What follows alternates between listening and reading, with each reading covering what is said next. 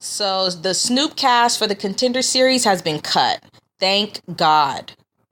That Snoopcast thing was horrible. That Snoopcast thing was a great idea in theory, but it didn't work with Snoop Dogg in particular. It did not work with him. He was very, very offensive. In my opinion, he was offensive to the fighters. He really was. He was offensive to the fighters. And then he was also a little shticky, and I can't believe I just used that word. He was just too much of a character, I don't know, something about him was just off-putting. I liked Faber on the show, but I thought, anyways, conceptually, I thought the idea was really, really good. Like, if they could get somebody on the show, a different person on the show every week, like people that are into MMA, like, Snoop Dogg would have been one.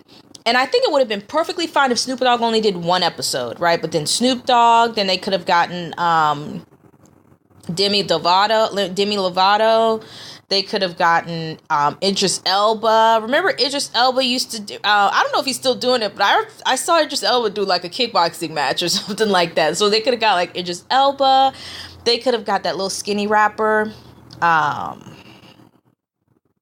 What's this guy's name? I can't think of his name now. Anyways, there